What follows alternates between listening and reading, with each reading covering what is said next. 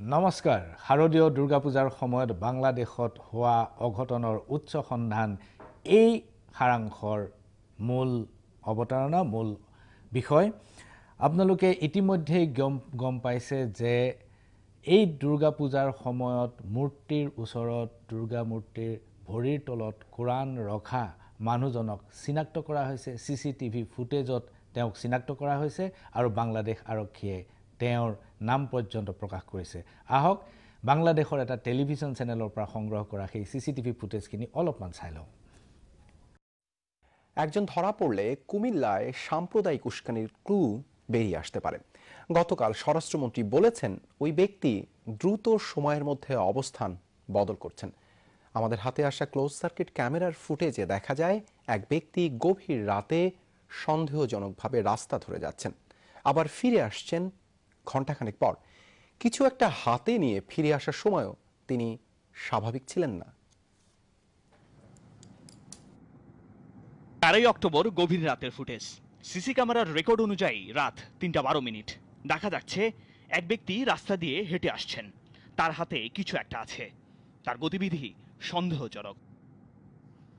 ফুটেজটিতে দেখা যাচ্ছে ওই ব্যক্তি কিছু একটা হাতে নিয়ে কিছু দূর সামনে এসে আবার ঘুরে একটু পিছনে যেয়ে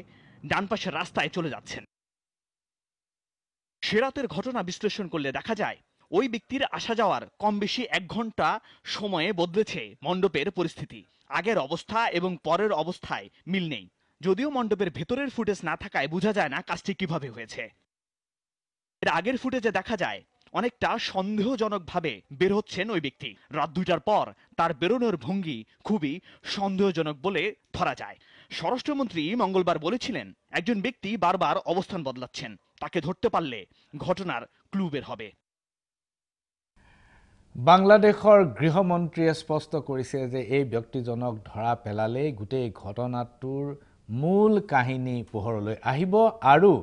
এই ব্যক্তিজনক ইকবাল হুছেইন বুলি চিনাক্ত কৰা হৈছে প্ৰধানমন্ত্ৰীয়ে নিজে কৈছে যে ডাক্তৰী ৰিপৰ্ট অনুসৰি পূৰ্বৰ প্ৰতিবেদন অনুসৰি এই ব্যক্তিজন মানসিক বিকাৰগ্ৰস্ত এই মানসিক বিকাৰগ্ৰস্ত ব্যক্তিজনক হয়তো কোনোবা শক্তিয়ে ব্যৱহাৰ কৰিছে আৰু এই মানুহজনক ধৰিব পাৰিলে সেই শক্তিসমূহ চিনাক্ত কৰিব পৰা হ'ব ইতিমধ্যে বাংলাদেশত সমগ্ৰ দেশ জুৰি এই ঘটনাৰ প্ৰতিবাদ অব্যাহত আছে হিন্দু মুছলমান খ্ৰীষ্টান সকলোৱে লগ লাগি এই দুষ্কাৰ্যৰ বিৰোধিতা কৰিছে ঢাকা বিশ্ববিদ্যালয়ৰ ছাত্ৰ ছাত্ৰীসকলে বিজয়া দশমীৰ পিছদিনা এখন বাটৰ নাট ঢাকা চহৰত অনুষ্ঠিত কৰে আৰু এই বাটৰ নাটৰ জৰিয়তে তেওঁলোকে দুৰ্গোৎসৱৰ সময়ত হোৱা দুষ্কাৰ্যৰ প্ৰতিবাদ কৰে গৰিহণা দিয়ে আহক বাটৰ নাটৰ অকমান এটা অংশ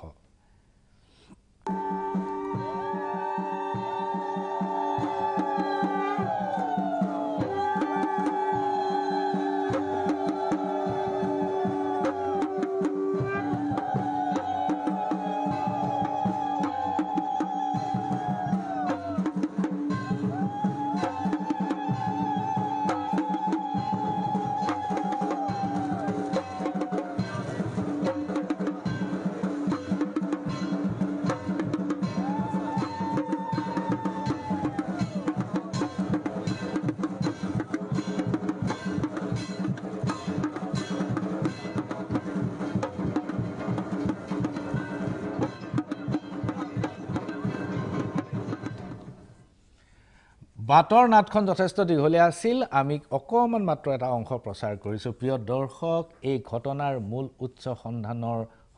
উদ্দেশ্যে আপোনাৰ গ্ৰাফিক্সত দেখিব যে 1971 চনত স্বাধীনতাৰ দিন ধৰি বাংলাদেশত দুটা ৰাজনৈতিক ধাৰণাৰ মাজত তুমুল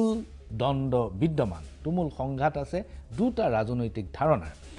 এটা ৰাজনৈতিক ধাৰণা হ'ল যে বঙ্গবন্ধু শেখ মুজিবুৰ ৰহমানৰ ভাষাকেন্দ্ৰিক ধৰ্মনিৰপেক্ষ ৰাজনীতি এটা হ'ল যে ভাষাকেন্দ্ৰিক ধৰ্মনিৰপেক্ষ ৰাজনীতি আৰু আনটো ধাৰণা হ'ল যে ধৰ্মীয় মৌলবাদী ৰাজনীতি অৰ্থাৎ ধৰ্মকেন্দ্ৰিক ৰাজনীতি এই দুটাৰ মাজত তীব্ৰ সংঘাত 1971 চনৰ স্বাধীনতাৰ দিন ধৰি চলি আছে স্বাধীনতাৰ সময়ত যেতিয়া দেশ স্বাধীন হ'ল তেতিয়া কিন্তু বাংলাদেশ এখন ধৰ্মনিৰপেক্ষ ৰাষ্ট্ৰ হিচাপে ঘোষিত হৈছিল কিন্তু বঙ্গবন্ধুৰ মৃত্যুৰ পাছৰ পৰাই ধৰ্মনিৰপেক্ষ গোটেই ধাৰণাটো এটা গভীৰ প্ৰত্যাহ্বানৰ সন্মুখীন হয় এই বিষয়ে আমি আগতেও আলোচনা কৰিছো আৰু পৰৱৰ্তী অৱস্থাত আলোচনা কৰিম কিন্তু প্ৰিয় দৰ্শক ভাৰতৰ স্বৰাজযুক্ত ৰাজনীতি আৰু বাংলাদেশৰ স্বাধীনতাৰ পিছৰ ৰাজনীতিৰ মাজত কেইটামান উমৈহতীয়া ঘটনা আছে। প্ৰথম কথা যে মহাত্মা গান্ধীক হত্যা কৰা সকল ধৰ্মান্ধ আছিল, তেওঁলোক ধৰ্মীয় গোড়া আছিল, আৰু শেখ মুজিবুৰ ৰহমানৰ হত্যাৰ নেপথ্যত যিসকল ব্যক্তি আছিল তেওঁলোকো ধৰ্মান্ধ আছিল, ধৰ্মীয় গোড়ামী আছিল তেওঁলোকৰ ৰাজনৈতিক আদৰ্শ। দ্বিতীয় উমৈহতীয়া মিলটো হৈছে যে যিসকলে আজি ধৰ্মীয় মৌলবাদী ৰাজনীতিৰ পোষকতা কৰিছে আৰু এখন ধৰ্মীয় ৰাষ্ট্ৰ হিচাপে বাংলাদেশক পৰিণত কৰিব খুজিছে, সেইসকলে কিন্তু বাংলাদেশৰ মুক্তিযুদ্ধত অংশগ্ৰহণ কৰা নাছিল, বৰঞ্চ বাংলাদেশৰ মুক্তিযুদ্ধৰ বিৰোধিতা কৰিছিল। আৰু ভাৰততো যিসকলে ধৰ্মীয় ৰাজনীতিৰ পোষকতা কৰে, যিসকলে ভাৰতবৰ্ষক এখন ধৰ্মীয় ৰাষ্ট্ৰত পৰিণত কৰিব খোজে, তেওঁলোকেও কিন্তু ভাৰতৰ স্বাধীনতা সংগ্ৰামত অংশগ্ৰহণ কৰা নাছিল। তেওঁলোকে বাংলাদেশৰ দৰে তুমুল বিৰোধিতা কৰা নাছিল, কিন্তু অংশগ্ৰহণ আছিল তেনেই সীমিত। জেনেৰেল জিয়াউৰ ৰহমানৰ শাসনৰ সময়তে ধৰ্মীয় ৰাজনৈতিক দল গঠন কৰিবলৈ অনুমতি দিয়া হৈছিল বাংলাদেশত, আৰু 1988 চনত জেনেৰেল এৰছাদ চৰকাৰে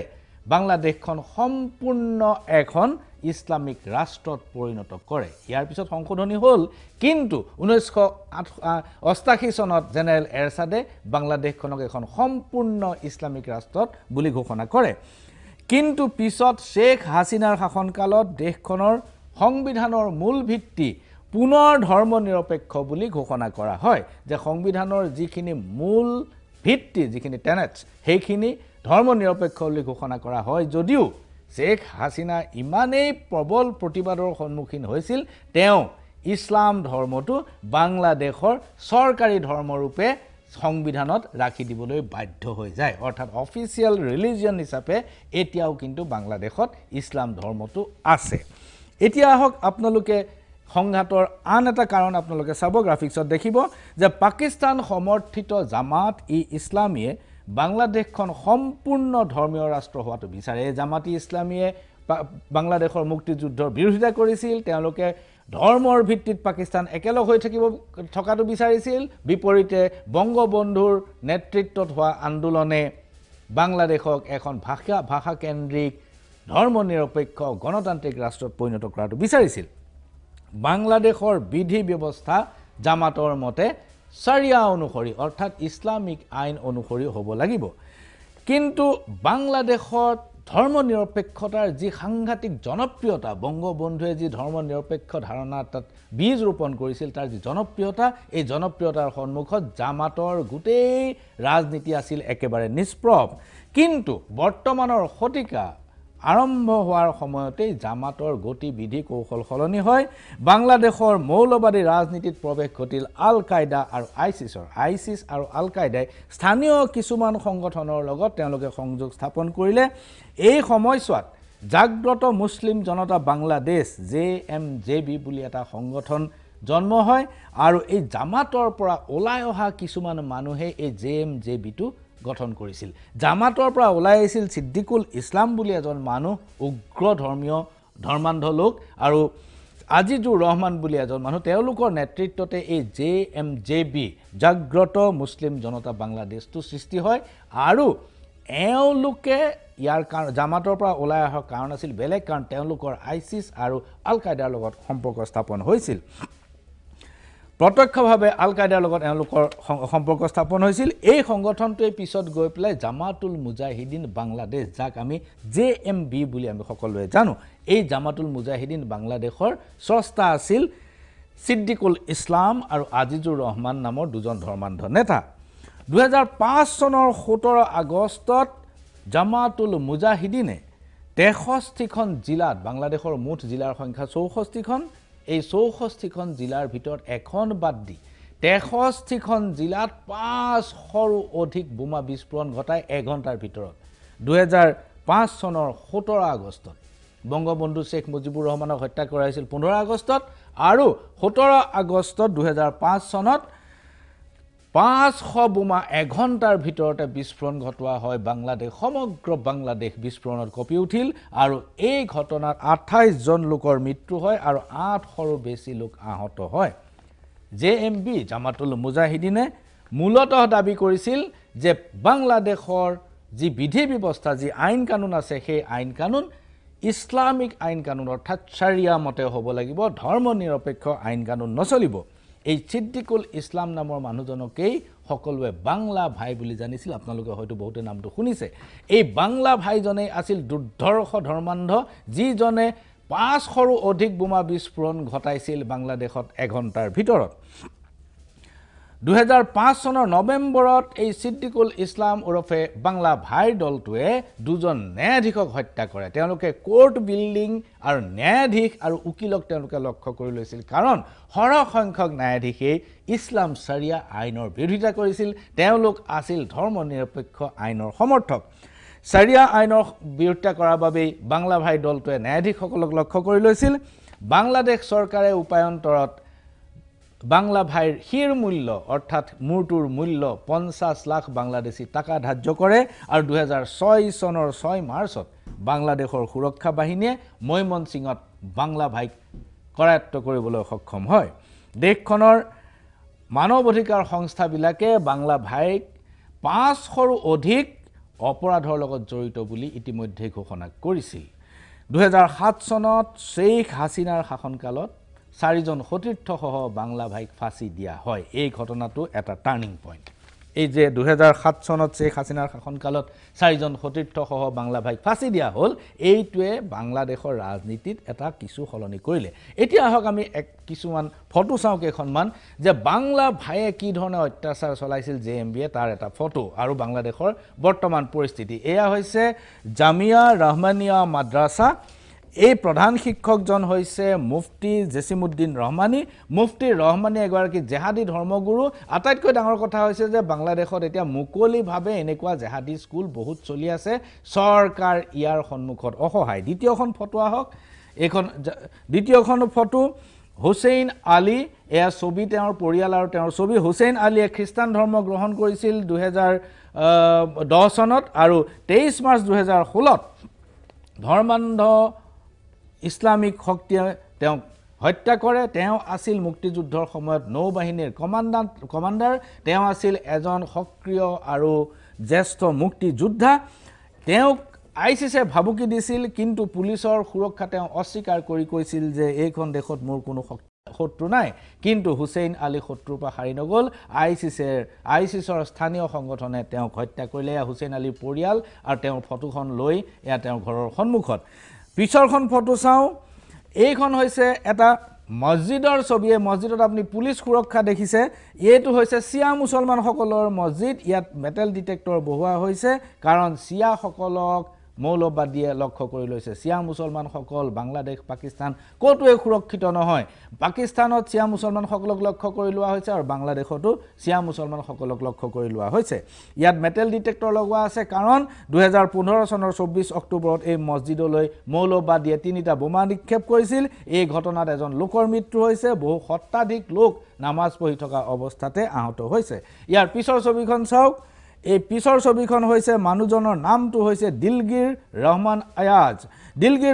আয়াজ এই যে মছজিদটো অলপ আগতে দেখুৱালো এই মছজিদত তেওঁ নামাজ পঢ়ি আছিল 2015 চনৰ 24 অক্টোবৰত যেটো বোমা বিস্ফোৰণ হৈছিল হুছেইন দালান মছজিদ এই হুছেইন দালান মছজিদত হোৱা বোমা বিস্ফোৰণত তেওঁ এখন ভৰি হেৰুৱাইছে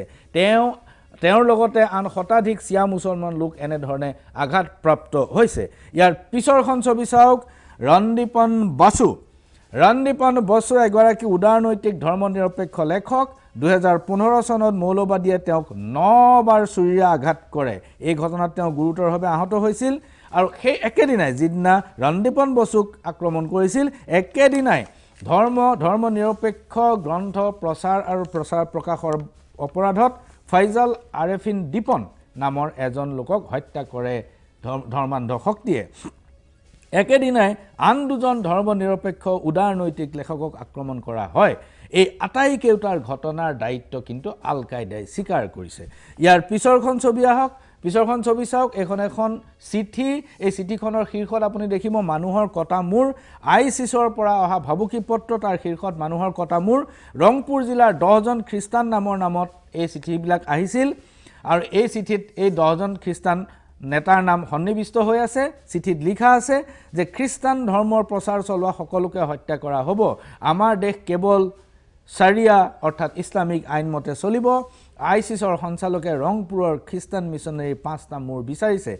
বিচ্ছিন্ন মূৰবোৰ উপহাৰ হিচাপে সিৰিয়ালৈ পঠোৱা হ'ব সেয়া আছিল আইচিছৰ ভাবুকি 10 জন খ্ৰীষ্টান ব্যক্তিক তেওঁলোকে এটো কৰিছে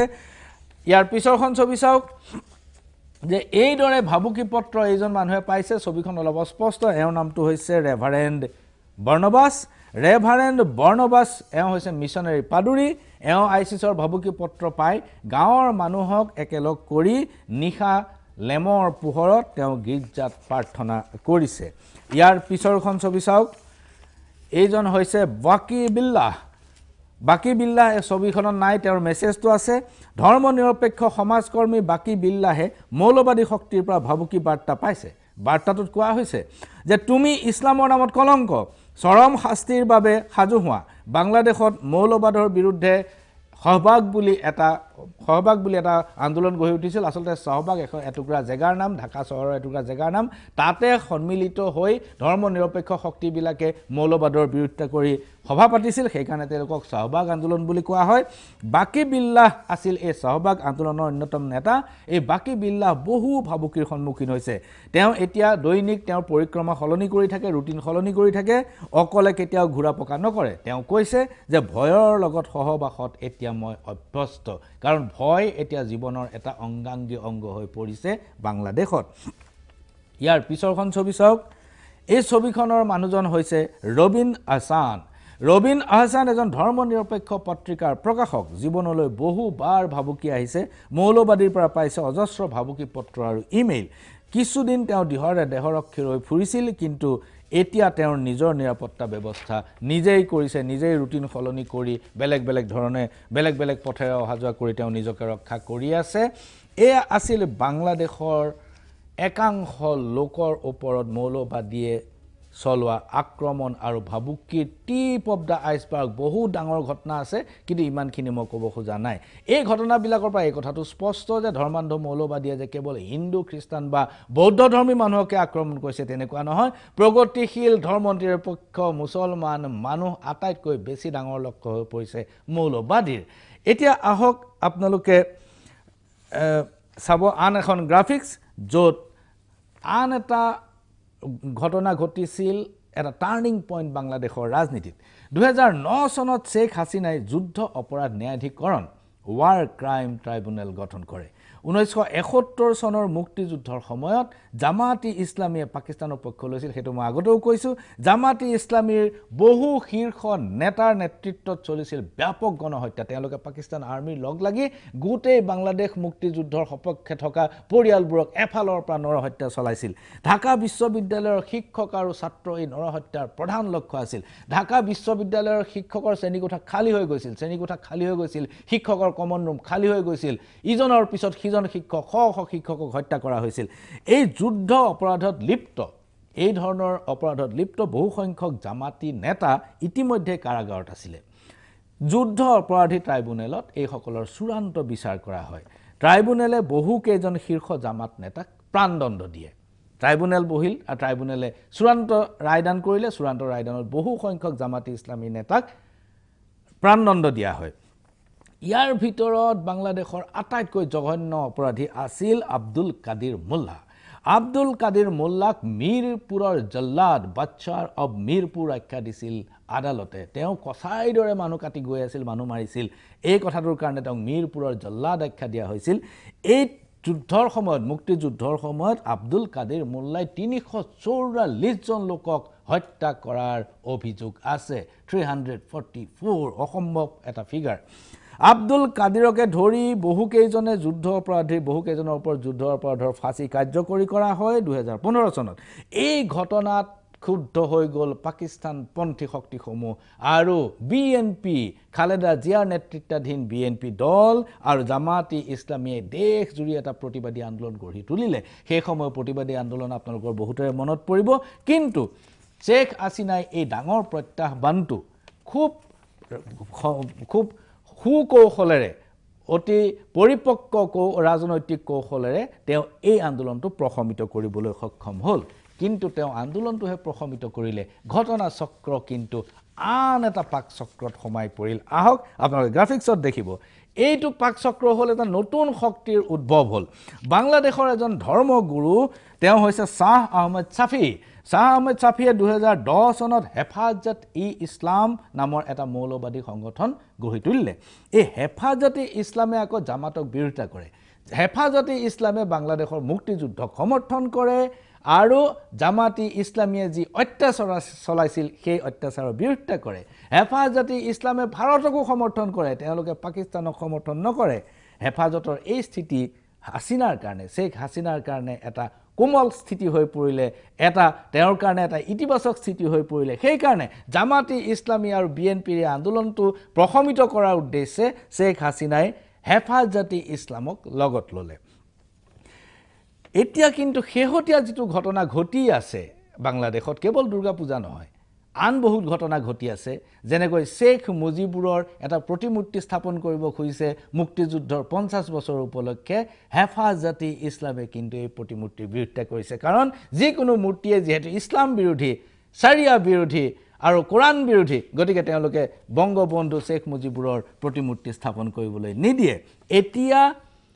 কালিলৈকে হেফাজত ই ইছলাম হাসিনাৰ সম্পদ আছিল আজি হাসিনাৰ বিপদ হৈ পৰিলে হেফাজতৰ ৰাজনৈতিক কাৰ্যসূচী সম্পূৰ্ণ মৌলবাদী আৰু যেতিয়াই বিএনপি আৰু জামাতৰ ৰাজনীতি বাংলাদেশত লাহে লাহে নিষ্প্ৰভ হৈ গ'ল হেফাজত ই ইছলাম লাহে লাহে তেওঁলোক সক্ৰিয় হৈ উঠিল হেফাজতে দাবী কৰিছে যে ইস্কনৰ সকলো কাৰ্যকলাপ নিষিদ্ধ কৰিব লাগে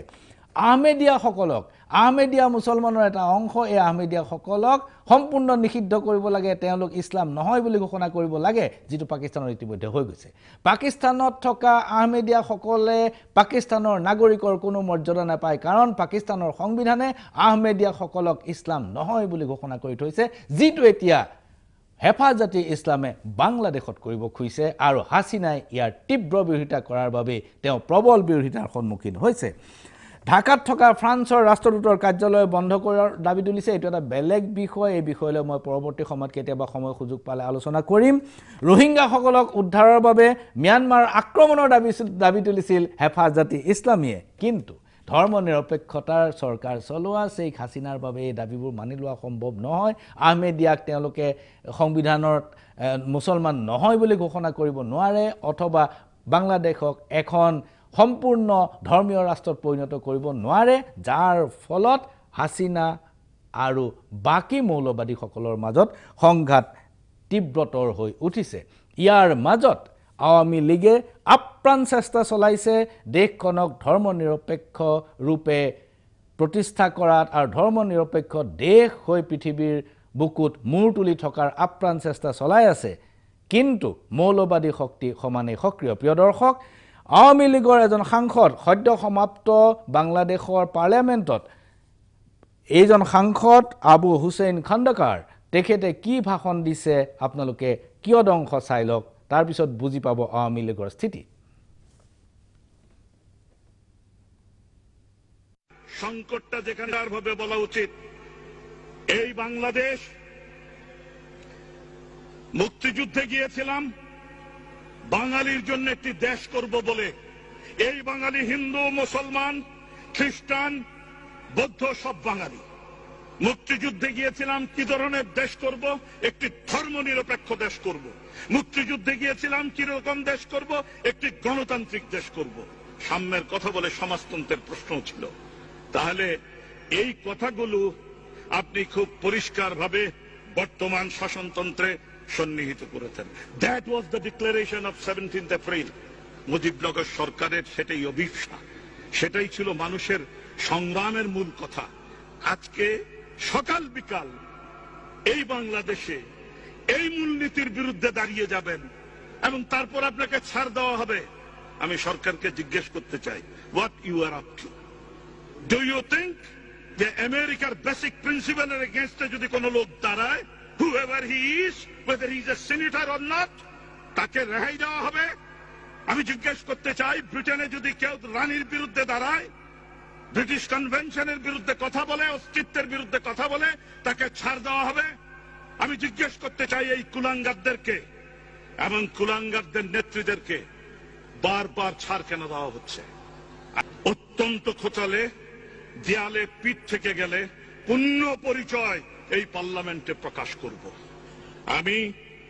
শেষ করতে চাই, বঙ্গবন্ধু এই ধর্ম নিরপেক্ষ গণতান্ত্রিক বাংলাদেশের স্বপ্ন যখন দেখেছেন, এই মহান নেতা ধর্ম নিরপেক্ষতার একটি অদ্ভুত সুন্দর সাবলীল ব্যাখ্যা দিয়েছেন। আমি রাষ্ট্রবিজ্ঞানের ছাত্র, অত জটিল করে উনি বলেননি। উনি বলেছেন, আমার বাংলাদেশে আমার মানুষরা তার ধর্ম নির্বিঘ্নে নিঃসংক চিত্তে আনন্দের সাথে পালন করবে। একটা ছোট প্রত্যাশা, আমার বাংলাদেশে আমার বাঙালিরা তার ধর্ম নিঃসংক চিত্তে নির্বিঘ্নে আনন্দের সাথে পালন করবে। আপনি পুলিশ দিয়ে পাহারা দিয়ে দুর্গাপূজা হবে, ওই দুর্গাপূজা হয় না। পুলিশের পাহারায় আপনি বৌদ্ধদের কঠিন চিবর দান করবেন, হয় না। বঙ্গবন্ধু এইটুক স্বপ্ন দেখেছেন। আমি এই পার্লামেন্টের বিদগ্ধ পার্লামেন্টকে বলতে চাই, ইফ ইউ মাইনাস ধর্ম নিরপেক্ষতা, তাহলে বাংলাদেশের অস্তিত্ব কিন্তু অস্তিত্ব বলে আর কিছুই থাকবে না। The existence of Bangladesh will be questioned. আমি স্মরণ করিয়ে দিতে চাই, 1972-এ কলকাতার যুগান্তরকে বঙ্গবন্ধু সাক্ষাৎকার দিয়েছিলেন। বঙ্গবন্ধু পরিষ্কারভাবে সেই যুগান্তরে বলেছেন, আমি ধর্ম নিরপেক্ষতার একটি চারা বাংলাদেশে রোপণ করেছি। এই চারা যদি কেউ ছিঁড়ে ফেলতে চায়, উপড়ে ফেলতে চায়,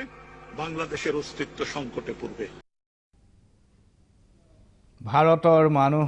বাংলাদেশৰ মানুহ সকলোৱে হয়তো নিজ নিজ দেশখনক ধৰ্ম নিৰপেক্ষ দেশ হিচাপে বিচাৰে, আৰু সেই শক্তিসমূহ সমানেই সক্ৰিয় ধৰ্ম নিৰপেক্ষতাক ধূলিসাৎ কৰি দিয়াৰ বাবে সাৰাংশ ইমানতে সামৰিছোঁ। নমস্কাৰ।